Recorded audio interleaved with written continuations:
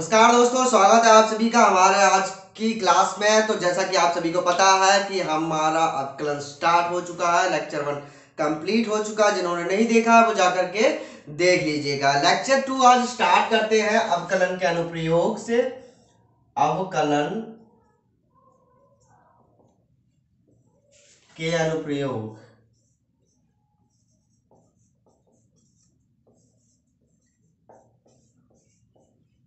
Application of derivatives.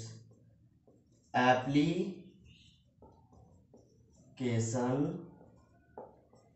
Of derivatives. Okay, चलिए। तो अवकलन के अनुप्रयोग में सबसे पहले हम देखेंगे कि इंक्रीजिंग और डिक्रीजिंग जो फंक्शन होते हैं वो क्या होते हैं। ओके, तो उनको क्या बोलते हैं, उनकी कंडीशन क्या होती है, राइट। तो सबसे पहले हम देखेंगे आपका इंक्रीजिंग फंक्शन। इंक्रीजिंग फंक्शन क्या होता है, हिंदी में क्या बोलते हैं इसको, हिंदी में क्या बोलते हैं, वर्धमान।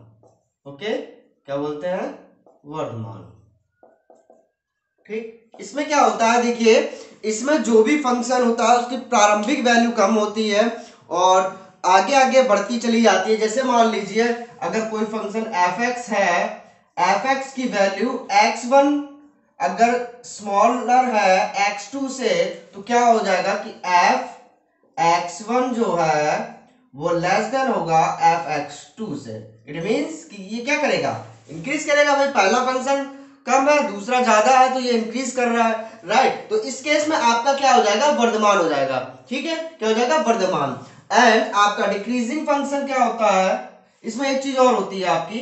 जैसे इसमें अगर हम निकालेंगे dfx अपॉन dx, आपका हमेशा क्या होगा, ग्रेटर देन 0। ये कंडीशन हमें अप्लाई करनी होगी जब भी रेंज निकालनी होगी, तो ये कंडीशन हमें अप्लाई करनी होगी। सेकंड वन आपका होता है डिक्रीजिंग फंक्शन। डिक्रीजिंग फंक्शन या ह्रासमान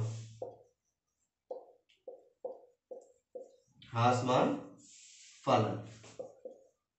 ठीक है, फंक्शन को हिंदी में क्या कहते हैं, फलन। तो डिक्रीजिंग के लिए देखिए ये कंडीशन उल्टी हो जाती है कि fx के लिए अगर x2 is greater than x1 है, तो इस केस में क्या होगा कि fx1 जो है वो ग्रेटर देन हो जाएगा fx2 के।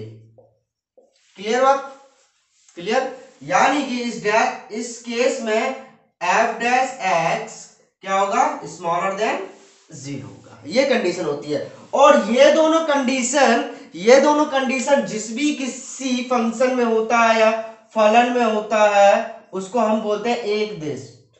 क्या बोलते हैं, एकदिष्ट। अगर एग्जाम में आ जाता है चेक करने के लिए कि एकदिष्ट चेक कीजिए ये है कि नहीं है, कोई भी फंक्शन दिया रहता है तो उसमें अगर चेक करने के लिए आता है तो आप इनमें से कोई भी एक कंडीशन फॉलो करवा सकते हो। ठीक है, तो चलिए इस पर एक क्वेश्चन कर लेते हैं तो आपको बहुत अच्छे से क्लियर हो जाएगा, राइट। चलिए क्वेश्चन करते हैं। तो ये रहा हमारा क्वेश्चन, अंतराल यानी कि रेंज ज्ञात करें जिसमें फलन fx square fx equals to minus x square minus 2x plus 15 क्या है आपका, वर्धमान या ह्रासमान हो। ठीक है, तो दोनों कंडीशन हम फॉलो करा लेंगे। पहले वर्धमान के लिए फॉलो करवाते हैं, वर्धमान के लिए फॉलो कराते हैं। ठीक है, वर्धमान के लिए क्या होता है, f' इज ग्रेटर देन 0 होना चाहिए, है ना। इसका डेरिवेटिव क्या होना चाहिए, ग्रेटर देन 0 होना चाहिए। चलिए कर लेते हैं भाई। इसका अगर हम डिफरेंशिएशन करेंगे, f' निकाल लीजिए, डिफरेंशिएशन करिए, क्या होगा, माइनस 2x।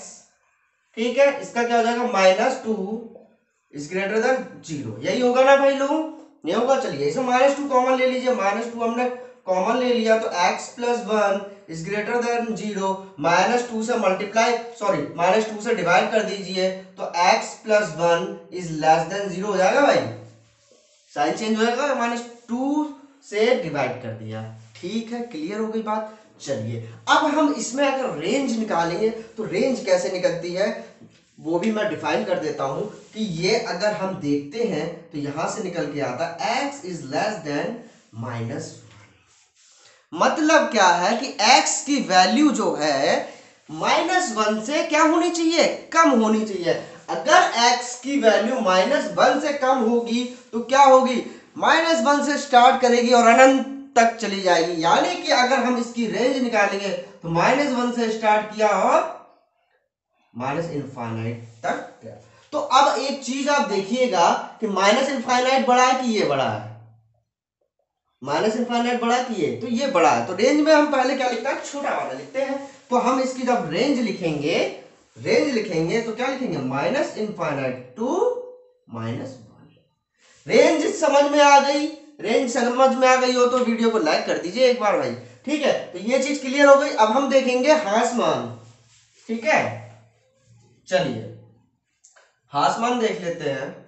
ये चीज यहां तक तो क्लियर होगी भैया, ओके, क्योंकि उसमें भी हमें क्या निकालना पड़ेगा, dy/dx निकालना पड़ेगा, है ना।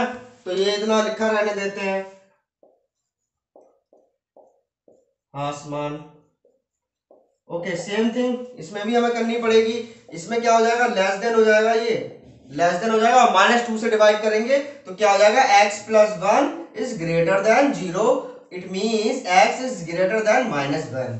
तो x की वैल्यू जो है -1 से क्या होनी चाहिए, बड़ी होनी चाहिए। तो अगर इसमें आप रेंज देखोगे, x की रेंज यानी x belongs to -1 to infinite तक चल जाएगा।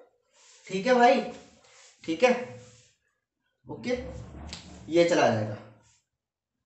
देखिए इन दोनों ही केस में हमने एक चीज देखी, क्या देखी, कभी कभी इस तरीके से दिया भी जा सकता है कि x जो है या फिर -1 से ग्रेटर देन है या फिर -1 से क्या है, लेस देन है। तो कभी कभी ये भी दे दिया जाता है, देखिए मैं बता दूं आपको इस तरीके से,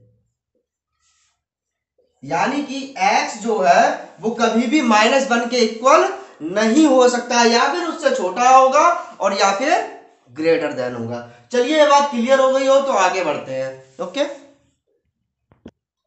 तो चलिए आगे बढ़ते हैं और देखते हैं कि स्पर्शी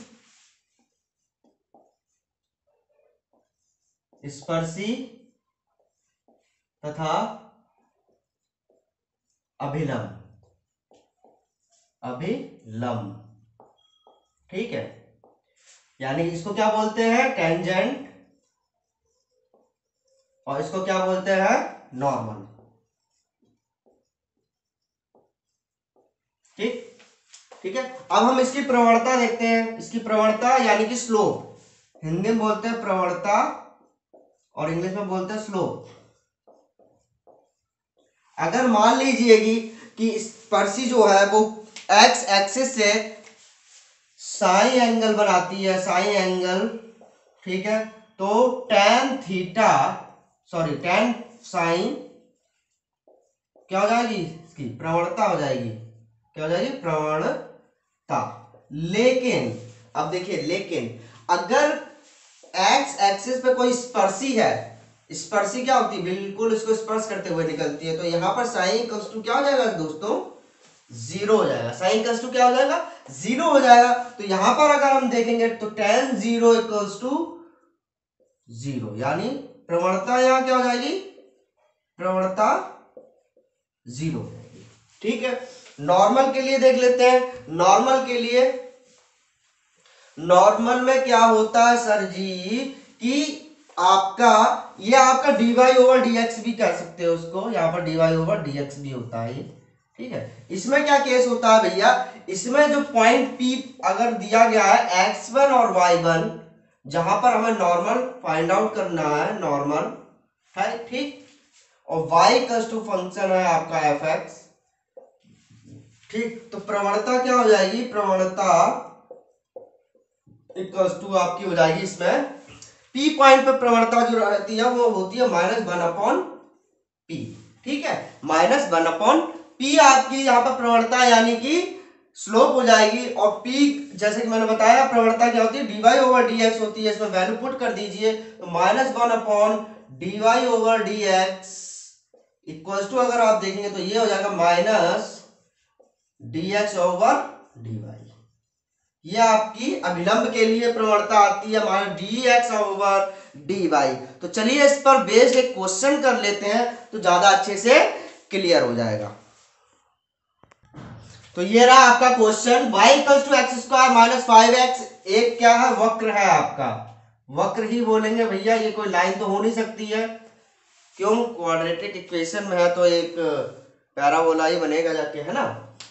तो 2 पॉइंट दिए हुए P1 और P2, इस पर अलग स्पर्शी होगी, इस पर अलग स्पर्शी होगी। तो ये जो दो स्पर्शी बनेंगी, ठीक है, दो टेंजेंट जो बनेंगी, इनके बीच का कितना एंगल है ये हमें फाइंड आउट करना है। तो चलिए देख लेते हैं, ठीक है। देखिए दो कंडीशन आपको याद होंगी, आपने पहले पढ़ा होगा कि अगर स्पर्शी समांतर है तो क्या होगा, m1 इक्वल्स टू m2 होता है, राइट, ठीक। और अगर अभिलंब है, एक दूसरे के समकोण है, समकोण लिख देता हूं, एक दूसरे के क्या है, समकोण है, तो क्या होगा, m1 multiply by m2 equals to -1 है। तो देखिए हम दोनों ही कंडीशन चेक कर लेते हैं। पहले P1 पॉइंट पर देखते हैं, P1 पॉइंट क्या है, 2,0, इस पर dy ओवर dx निकालेंगे, dy over dx equals to कितना हो गया, 2x माइनस 5, है ना। अब पॉइंट P1 पे निकालेंगे तो 2 मल्टीप्लाई बाय 2, सॉरी, हाँ ठीक, ओके, और -5 कितना आ गया, -1, ये आपका आ गया m1। m2 निकाल लेते हैं, m2 2 मल्टीप्लाई बाय 3,0 है ना, 3 -5 इक्वल्स टू क्या आएगा, 1।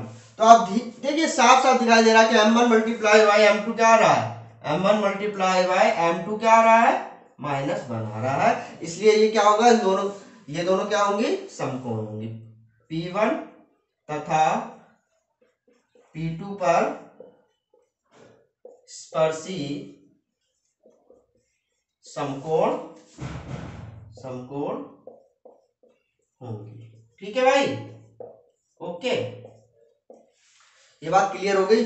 चलिए एक फॉर्मूला मैं आपको बता देता हूं, एक जनरल फॉर्मूला होता है लाइन का, शायद आपने कोऑर्डिनेट में पढ़ रखा होगा, ठीक, वो हम नेक्स्ट क्लास में डिस्कस करेंगे, ओके। अभी मैं आपको सिर्फ एक ओवरव्यू दे देता हूं कि अगर आपको कोई पॉइंट दे रखा है P, x1 और y1, ठीक है, तो इस पर अगर हम कोई लाइन खींचते हैं तो इस लाइन का जो फॉर्मूला होगा क्या होगा, y minus y1 equals to mx minus x1, ठीक है, इसको याद रखिएगा, ये बहुत ही यूजफुल फॉर्मूला है, काफी जगह यूज होता है। तो आज की क्लास को यही समाप्त करते हैं। अगर अच्छा लगा हो तो लाइक जरूर कीजिएगा, और जो नए हैं वो क्या करेंगे, चैनल को सब्सक्राइब कर लेंगे। धन्यवाद।